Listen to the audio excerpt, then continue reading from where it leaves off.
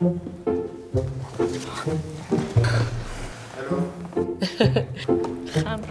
I can see that.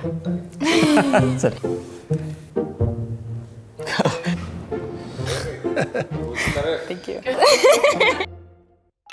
Describe your first day of school. Basically lost. On the first day of school, when I walked into the classroom, like everyone, literally a couple of students stood up and came right to me and asked me my name, and they introduced themselves to me and made me feel really welcome.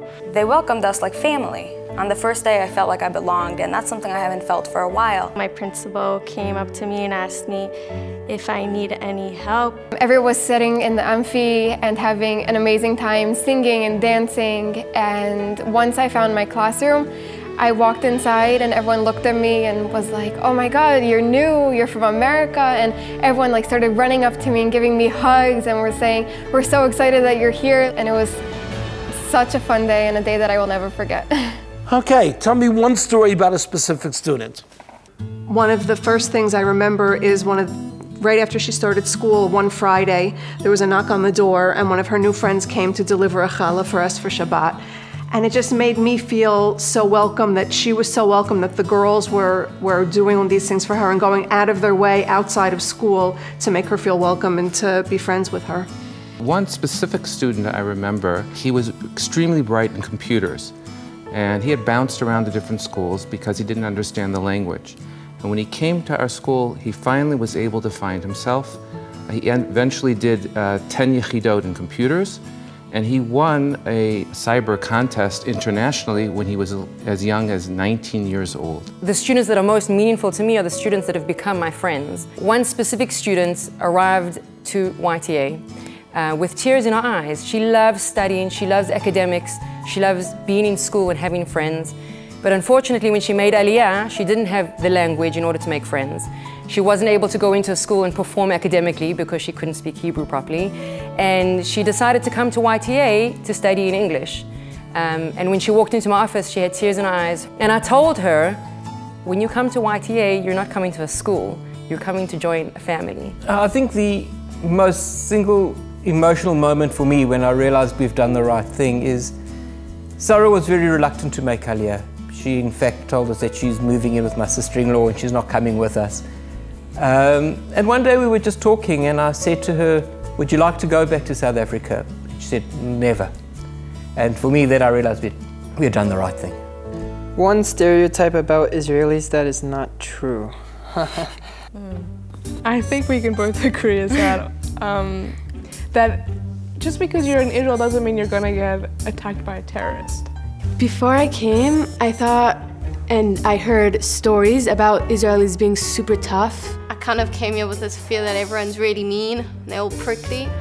And when I actually got to know Israelis and people that live here, none of them are prickly on the outside. Like maybe you get the odd person there that's grumpy or someone that's horrible. I was at the Ashdod beach a couple weeks ago with my family, and we had car issues.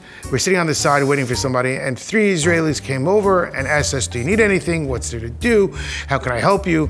And that is something that definitely is different than what I expected. Everyone always told me that it's very hard to communicate with Israelis, you know. They always say what they want to say and not exactly what I want to hear. But I learned that that is not true. Throughout my high school experience and even after that, I realized that people are so loving and so caring, and whenever I actually need help, they're always there to help me. When I was in the States, one stereotype that I heard about Israelis is that sometimes they're grumpy or mean, cold maybe, and maybe even by day one. Definitely that stereotype, it went away. There's another stereotype about everyone eating hummus here. The thing is that's true. 100%. Yeah. Morning, noon, and night, that's all we eat. That's it. What is your favorite lesson? At school, obviously. I really love Toshba. I love Toshba. No. Yes, I love Toshba. Like, our teacher's name is Rabbi Adler, and he is the most amazing teacher you will ever meet. In the beginning, there were a lot of people that told me that math would be very difficult and very challenging. And it has been, but the teachers are very nice and they help us succeed in the challenges that we face in the class. My favorite lesson was מחשבת ישראל. I have no idea how to say that in English. Jewish philosophy. My favorite lesson in YTA is probably math because my teacher, Mr. Cantor, he is super understanding, he's very patient, he helps you with anything. And the class, it's just like the class itself is just very fun.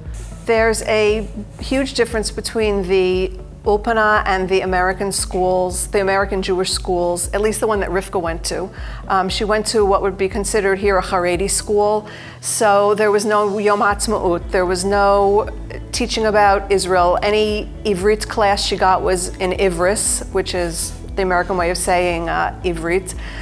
So she came here, and the way that the love of Israel is taught, and the trips that they went on, and the overnights, and the camping, and just they learned to love Israel from the Torah and from the Tanakh and from the ground up, literally lying on the ground. They learned to love the country, and I think that that's amazing. It's very different because it's much more focused on a hands-on approach where they take the kids out of school.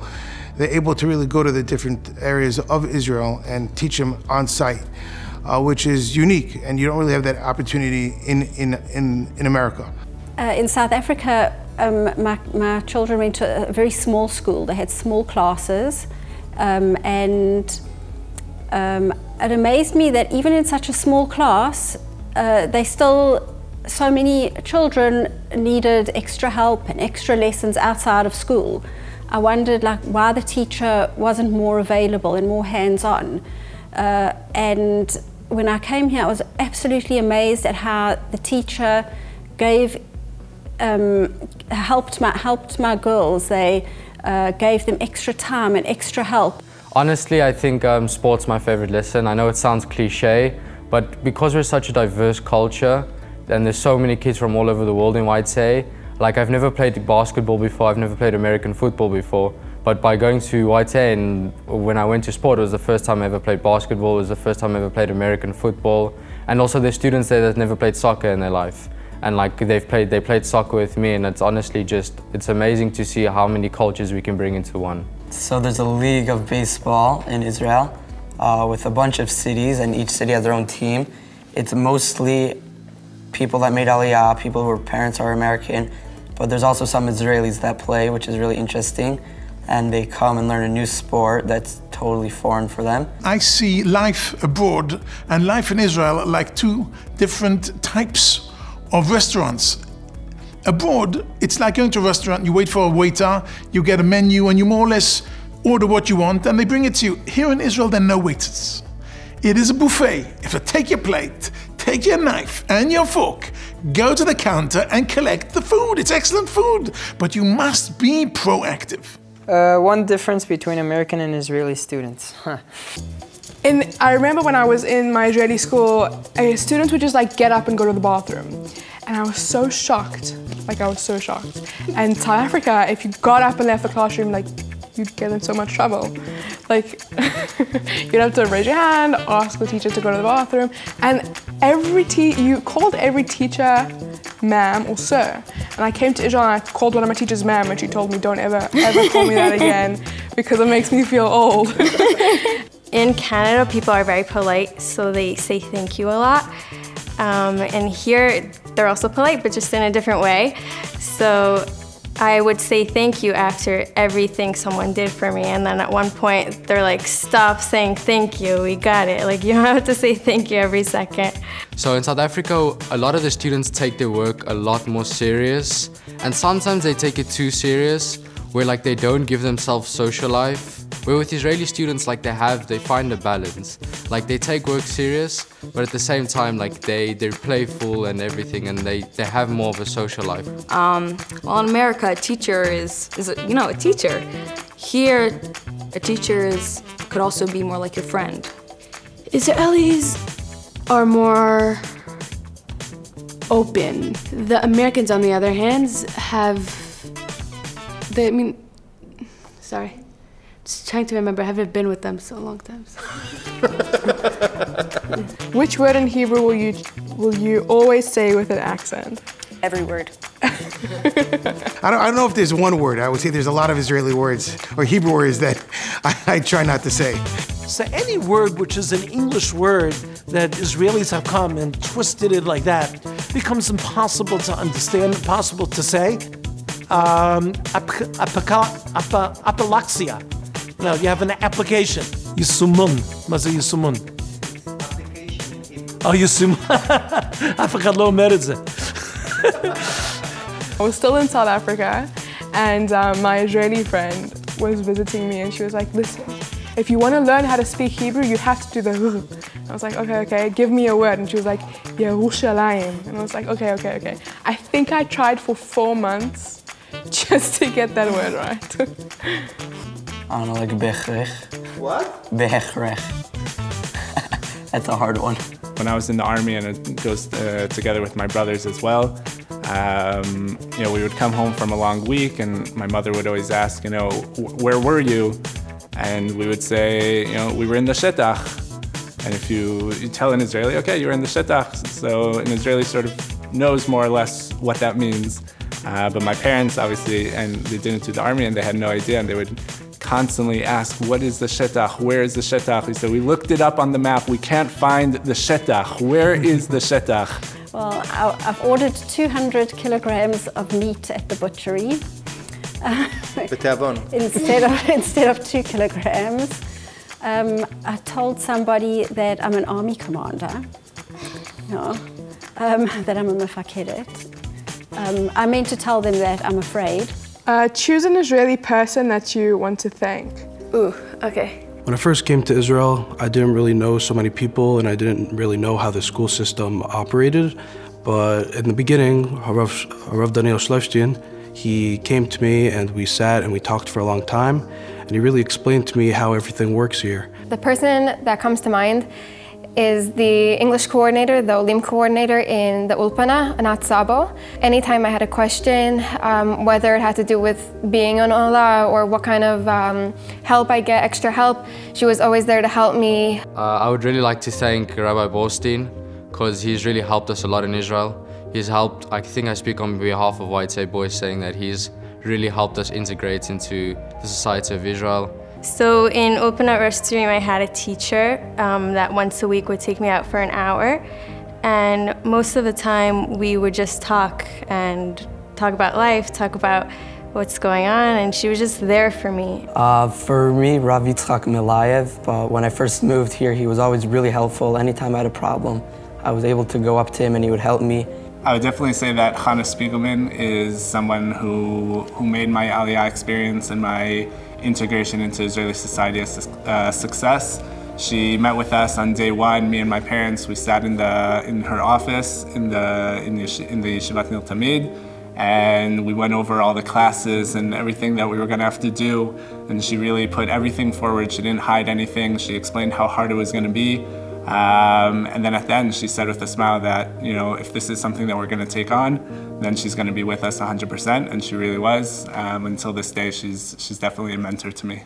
Yeshivat Bnei Akiva for me is a place where I'm able to go to learn, not only learn, also to build a connection with the kids in my class and my teachers. I'm really happy there. Yeshiva Nativ Mir White Say Boys is literally like a home for me, yeah? When I first came to Israel, I went to a few different schools and it was really nerve-wracking for me. But once I went to White Say Boys, like I really integrated into the society and really helped me a lot. It was challenging at first, and I arrived at the beginning of 7th grade not knowing how to speak the language, and everyone was making new friends and it was difficult, but I've only been there for a year and I've learned that it's such a welcoming environment. Yeshiva B'nai Akiva Lapid for me is a home. People who support you and understand the struggles you go through day to day, making Aliyah with the language and the culture. It's just an amazing place. For me, learning and studying in Yeshivat Nil Tamid was a dream come true. In America, I was studying in public school where I was the only one out of 1,500 students with a kippah on my head. When I came to Hashmonaim and Nil Tamid, and everyone was just like me, and I was able to connect with them on a different level than I was to the students in America.